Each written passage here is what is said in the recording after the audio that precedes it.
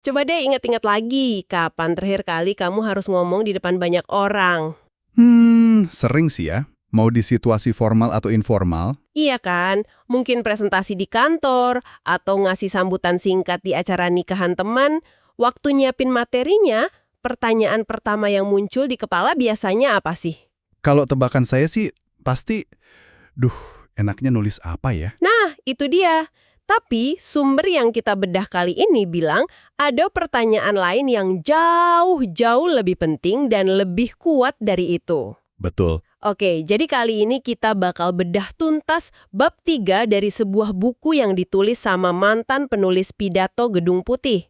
Misi kita, ngebongkar salah kaprah paling umum soal pidato, Dan ngertiin apa sih sebetulnya esensi dari sebuah pidato itu? dan kita mau mulai dari sebuah cerita tentang kepanikan di Gedung Putih yang, hampir aja jadi bencana. Ini cerita yang seru banget. Kelihatan merah semua. Semua para ahli kebijakan di sana udah ngerombak total naskahnya. Mereka mengubahnya jadi mirip banget sama laporan pemerintah.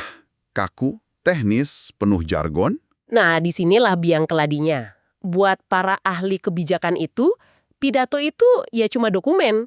Fungsinya buat nyampein informasi sama kayak laporan. Jadi mereka santai aja gitu ya, copy-paste dari laporan teknis. Persis.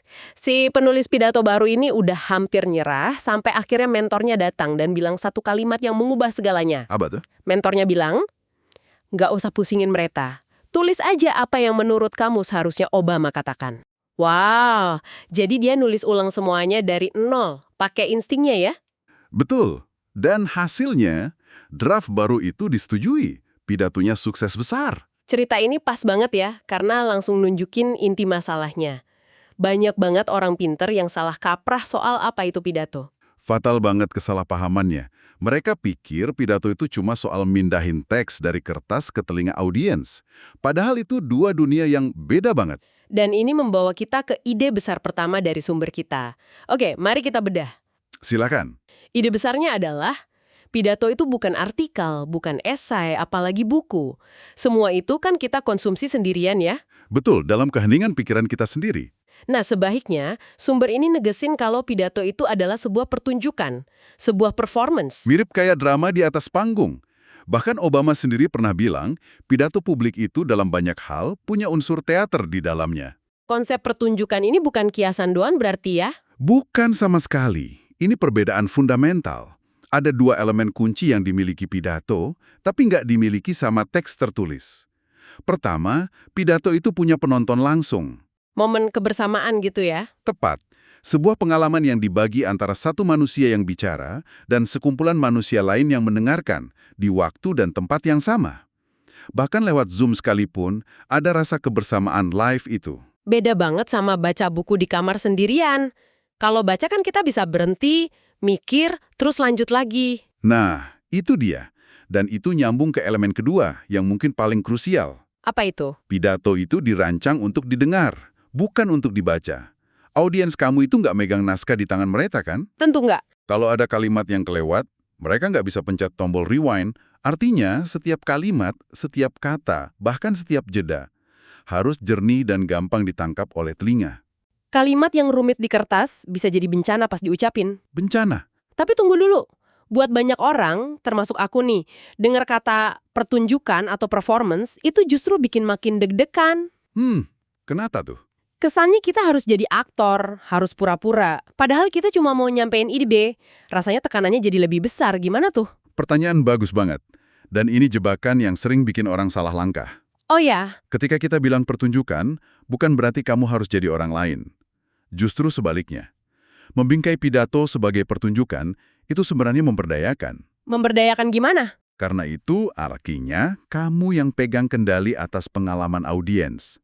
Kamu bukan cuma kurir informasi, kamu itu arsitek yang merancang sebuah momen. Oke.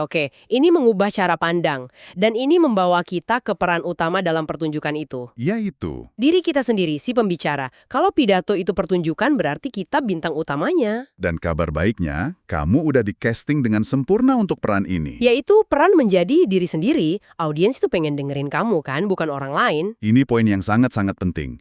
Banyak orang bikin kesalahan fatal dengan mencoba meniru orator hebat. Oh, sering banget lihat yang kayak gini. Mereka nonton video Steve Jobs atau Barack Obama, terus coba niru cara bicaranya, jeda dramatisnya, iramanya.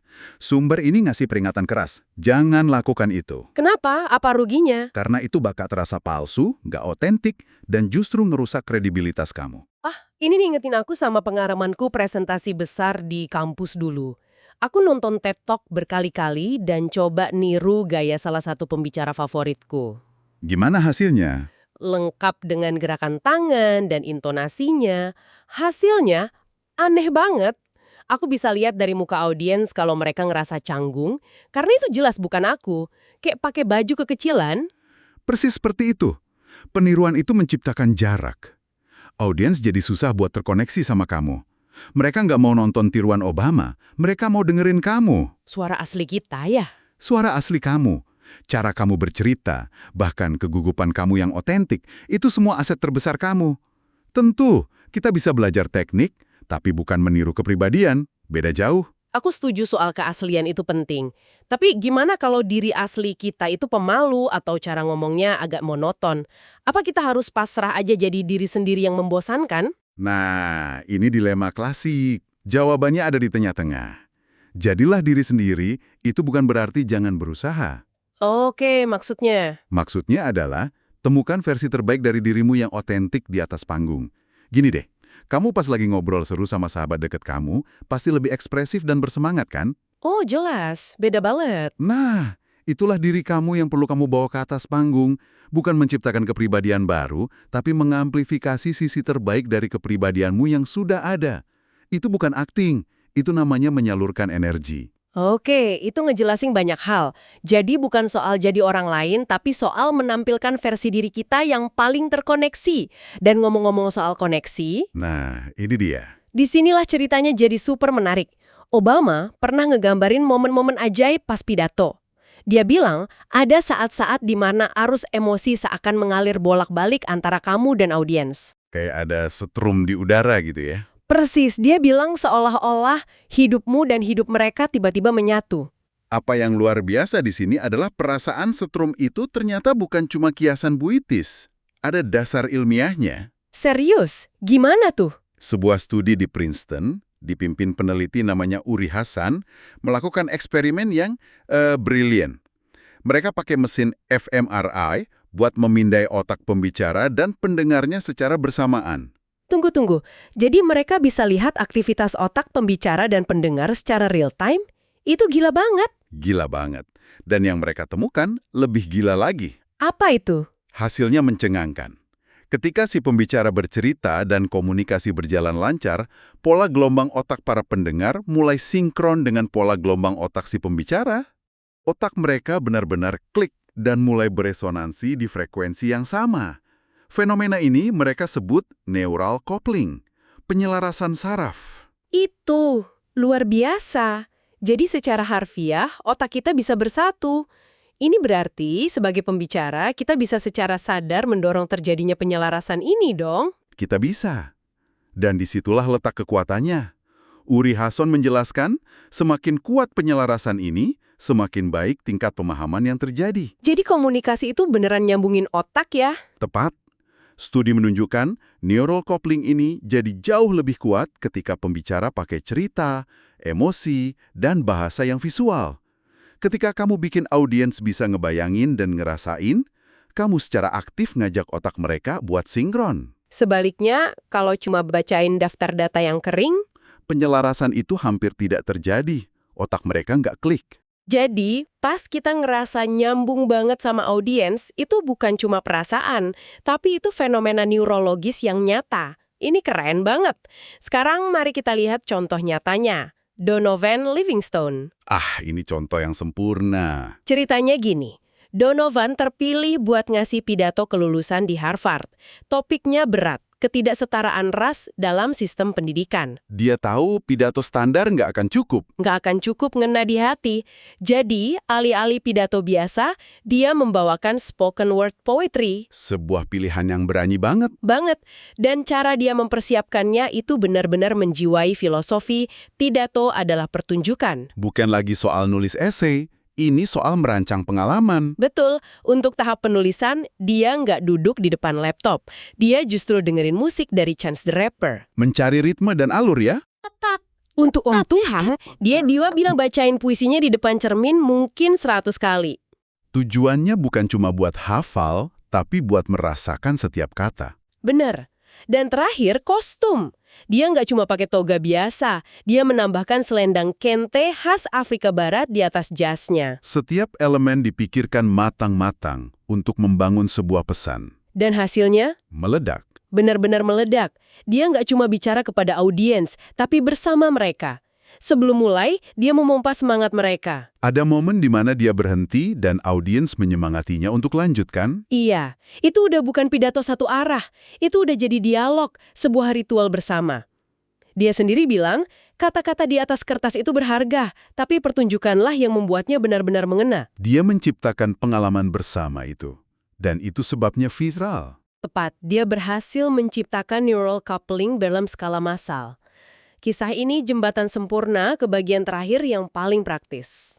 Jadi, apa artinya semua ini buat kamu, pendengar kita, yang mungkin nggak pidato di Harvard, tapi punya presentasi penting minggu depan? Nah, itu dia pertanyaannya. Jadi apa artinya semua ini bagi kita? Memandang pidato sebagai pertunjukan, itu ngasih kamu kekuatan kreatif yang luar biasa. Kamu bukan lagi cuma pembicara. Kamu memegang banyak peran sekaligus. Seperti di dunia teater atau film ya. Benar. Pertama, pikirkan dirimu sebagai seorang penulis naskah. Kamu punya kendali penuh atas ceritanya. Kamu yang menentukan alurnya, suasananya, perjalanan emosional audiens. Mau bikin mereka terinspirasi, ketawa, merenung, semua di tangan kita. Tepat. Dan bagian dari menjadi penulis naskah adalah kamu bahkan bisa menulis adegan sebelum kamu naik panggung. Maksudnya? Bantu pembawa acara menyusun kata pengantar buat kamu. Jangan biarkan mereka cuma baca jabatan kamu dari LinkedIn. Itu kan membosankan. Oh iya juga ya. Tawarkan mereka draft singkat yang menarik, yang bisa membangun suasana yang tepat, bahkan sebelum kamu ngomong sepatah kata pun. Kamu udah mengatur panggungnya. Itu tips yang berguna banget. Peran kedua apa? Kamu juga adalah sutradaranya. Sutradara? Sebagai sutradara, kamu punya pengaruh terhadap aspek teknis. Kapan dan di mana kamu akan bicara? Berapa lama durasinya? Bakal ada sesi tanya jawab nggak? Jangan pasrah aja. Maksudnya kita bisa negosiasi hal-hal itu? Tentu saja. Kalau kamu lebih berenergi di pagi hari, coba minta slot sebelum makan siang. Kalau kamu nggak nyaman dengan tanya jawab terbuka, usulkan format lain. Contohnya? Audiens diminta menulis pertanyaan di kartu, lalu dikumpulkan. Ini memberimu waktu berpikir. Ini adalah contoh jadi sutradara untuk menciptakan pengalaman terbaik, baik untukmu maupun audiens. Lakukan apa yang membuatmu paling nyaman. Masuk akal banget. Betul? Jadi kesimpulannya jelas banget ya dari pembahasan kita kali ini, sebuah pidato itu bukan dokumen statis yang kaku, melainkan sebuah pertunjukan yang hidup. Sebuah pengalaman yang diciptakan dan dibagi bersama antara kamu dan audiensmu. Dan seharusnya memahami ini justru membebaskan, bukan malah bikin takut. Tepat sekali. Tujuannya bukan untuk menjadi aktor yang sempurna. Justru sebaliknya. Tujuannya adalah untuk menciptakan koneksi manusiawi yang otentik. Koneksi yang nyata. Nyata. Bisa terukur, dan sangat kuat. Seperti yang ditunjukkan oleh ilmu neural coupling, ketika kamu tulus, ketika kamu berbicara dari hati, audiens bisa merasakannya. Secara harfiah, otak mereka bisa merasakannya. Oke, sebelum kita tutup, ini ada satu pemikiran terakhir buat kamu bawa pulang. Apa itu? Lain kali, kalau kamu lagi nyiapin diri buat bicara, coba geser sedikit pertanyaan di kepalamu. Alih-alih cuma bertanya, apa yang harus saya tulis? Bagaimana kalau kamu memulai dengan pertanyaan yang berbeda? Yaitu? Pengalaman seperti apa yang ingin aku ciptakan bersama audiensku? Sebuah pergeseran yang kecil, tapi dampaknya bisa mengubah segalanya. Itu akan mengubah caramu menulis, caramu berlatih, dan pada akhirnya, caramu terhubung dengan manusia lain di ruangan itu.